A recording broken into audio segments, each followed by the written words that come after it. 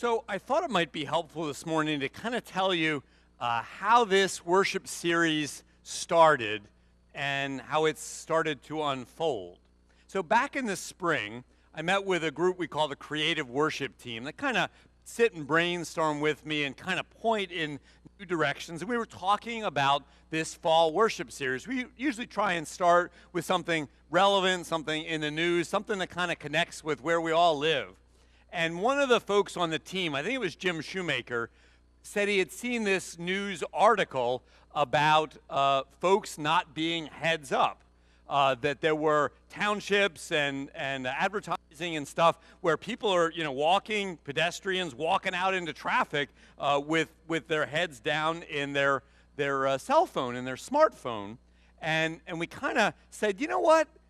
I think Scripture points us to kind of a heads-up attitude. The Scripture passage Roger just read had this idea of lift up your eyes, and we find that in different places, especially in the Old Testament. So we brainstormed, we talked a little bit, and we said, heads up. Okay, that was good. We kind of got a name and a general theme and kind of left it at that. It was a little bit later in the summer, I went looking and found a graphic that I thought really kind of caught the idea of the heads up, the image of the young lady. She just looked like, she had such kind of joy in her face and kind of looking up, and kind of left it at that. But you know how sometimes when you're kind of sensitized to something, you notice it a little bit more?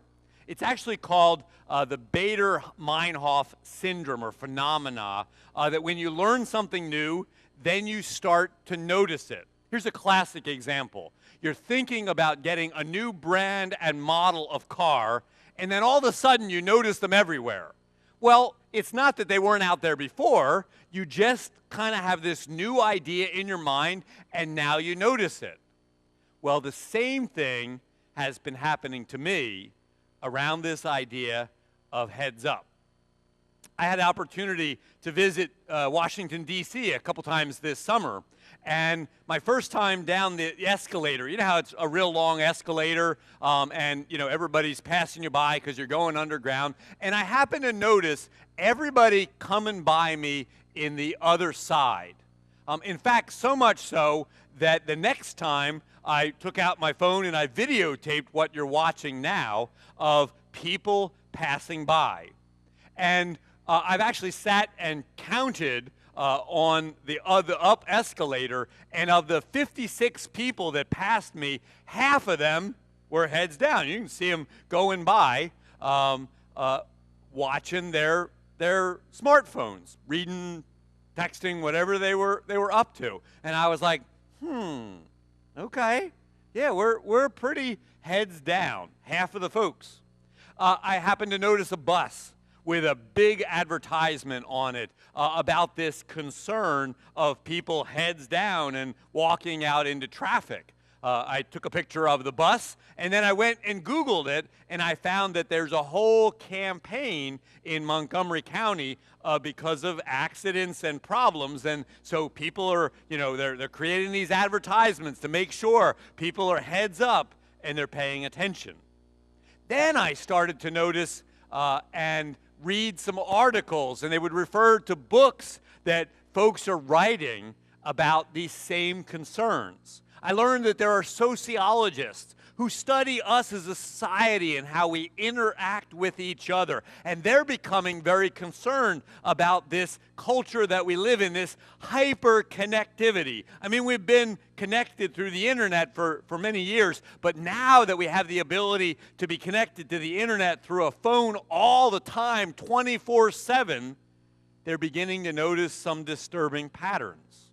I read other articles and started to read books by therapists and counselors who are noticing ailments that are new and senses of depression that are coming from this heads-down, hyper-connected society that we live in. I noted that there were theologians who were starting to address this, and they're concerned about our relationship with each other and with God. I noted that there are doctors that are noticing medical ailments, and in fact, some are starting to say, you probably know that whatever you're involved in, whatever you do, wires your brain in certain ways. And as we live in this society and our actions are changed, even the way our brains function is being remapped.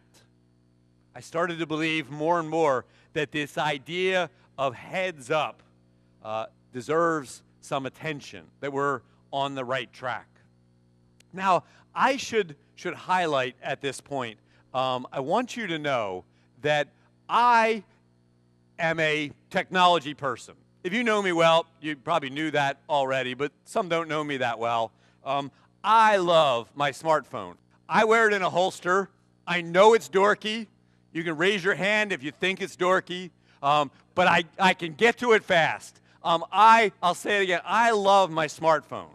If you've ever asked me for an appointment, out I whip it. I use it all the time in text and email. I love Google Drive. If you work with me on any teams, you know that I like that because it lets you be connected and I can have access to it on my phone. I even encourage our church database to be online, so I have access to that all the time. I just used it the other day. I was visiting the hospital and I was like, I think I'm in the neighborhood of another of our members. So I went and looked on our church database. I went, it's only a couple miles away. And I stopped over and visited. It's really, really useful. So I'm not one of those pastors like, this is the instrument of the devil. I love my smartphone. It's a new version. I spend a couple hours setting it up. When I get a new smartphone, I use it a lot. And yet, I started to read and think, and I'm getting a little concerned, even about how I use it or how any of us use it. It deserves a little bit of thought. And I want to look at it from a scriptural basis. Before I do that, though, even that phrase, even when I just said that, I want to look at it from a scriptural basis. You might be going, really? Jesus pulled out his smartphone? No. He didn't deal with the technology that we did. But when you search Scripture, when you look Scripture, there are principles and ideas that apply in all kinds of situations. Jesus never pulled out his smartphone, but he taught us some things that I think will help us in our heads-down culture. Whether you're locked into your smartphone or not, this idea of heads up that we find in Scripture I think will bless us no matter where we are. So I want to look in the Gospel of Matthew. At the end of the Gospel of Matthew, there's an extended section where Jesus addresses the end times. It was something that they wrestled with in Jesus' day, and that people had questions for him. And so Jesus speaks on this, and then there's a section that starts in the 24th chapter, 36th verse. Jesus says, "But about that day and hour no one knows, neither the angels of heaven nor the Son, but only the Father." It's good to remember this, that Jesus says, even I don't know the Father's plans in regards to the end times. In their day, they thought that they were coming quickly, but Jesus acknowledges he is not privy to that information. Then he goes on and he tells some stories, as he would often do in terms of illustration. Jesus says, "For as the days of Noah were, so will be the coming of Son of Man. For as in those days before the flood, they were eating and drinking, marrying and giving in marriage, until the day Noah entered the ark, and they knew nothing until the flood came and swept them all away. So too will be the coming of the Son of Man." A wonderful illustration of how they weren't paying attention in Noah's day. Now, it's worth kind of noting, and there are branches of Christianity, there are pastors who will talk and focus on the end times. And I've actually heard some folks kind of refer to all the stuff happening in our world. In particular, the two back-to-back huge hurricanes and a third building in Jose. The wildfires. I don't know if you've seen the pictures out west for how dry it is out there, but it's awful. And then in the midst of that, there was the earthquake in Mexico as well. So sometimes we wonder about this stuff. But I've always been more of a mind. I mean, I know it's scriptural, but none of us know, not even Jesus knew. I've always been more of a mind to think less about the end of the world and the more about the end of my world or your world. Because I've been a pastor long enough to be surprised at how short and fragile life can be.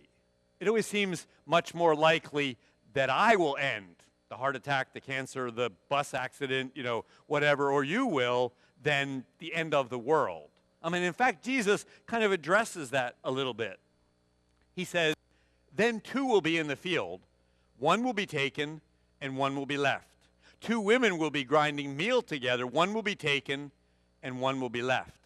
Now, some have pointed at this as like a magical rapture where someone will just disappear. And in fact, you may know there were some authors that took this passage and this simple idea and wrote a whole series of books about it, and they even did some movies, the Left Behind movie. Jesus doesn't really refer to it that way. He just says there's two working in the field and suddenly one is gone. Two women are working, making a meal, and suddenly one is gone. And any of us that have experienced the shortness and the fragility of life know that this can happen. A friend, a family member, a loved one is there and then is gone. This idea of paying attention. And then Jesus tells yet one more description, which is right on the money for heads up. He says, keep awake, therefore, for you do not know on what day your Lord is coming. And he tells this story. He says, but understand this, if the owner of the house had known in what part of the night the thief was coming, he would have stayed awake and would not let his house be broken into. Back in that day, open windows, easy doors, difficult to keep a thief out. So if you knew when the thief was coming, you'd stay awake. Think about the metaphor of heads up. Asleep, head down, heads up, the thief is coming. This idea of pay attention, be aware, heads up. And then he ends this by saying, therefore, you must always be ready, for the Son of Man is coming at an unexpected hour. This idea of pay attention, look at the world around us. I want to just kind of tell you where the rest of this series is going to go and kind of tease you into some of the themes of how we can be a little bit more heads up. So next Sunday, we'll focus on heads up to gratitude. It's so easy sometimes to be heads down in sadness or depression or just not paying attention, to lift our heads up and be aware and grateful for all around us. We actually have a guest preacher next Sunday. One of my very best friends, Bobby Hoffman, will be our guest preacher on gratitude. Then the week after that, we're going to look at heads up to the people around you. And this is where we'll focus even more deeply on treasuring the people around you. None of us knows how long we have, and just treasuring the gift that God has given us in each other. Then the week after that, we'll do some heads up on praising God and being aware of God. Again, it is so easy to be distracted and to not notice how God is all around us and within us, to pay attention to God's presence with us. And then a little deeper on that topic, also how we can grow more deeply. Heads up to faith practices, heads up to ways that we can grow and deepen the relationship that we can have with God. And then last in the series, heads up to work for God. It's part of our strategy as a church that we're not just meant to take up resources and do our own thing, but we're meant to be a blessing to the world around us. God has plans for us, and a heads-up attitude notices how we can bless the world around us. Just a little overview of where we're going with the series. Let me end in this way. Hopefully when you came in this morning, you had a chance. If not, on your way out, make sure you grab a heads-up sticker. It's just a little sticker to put somewhere where you can remember a heads-up attitude. perspective. If you're brave, you might put it on the back of your phone. If that's a place where you need to remember a heads up, or your phone case. But maybe for you, on your desk or on your bureau or in your car or something you carry everywhere, just as a reminder to kind of have this heads up attitude and perspective.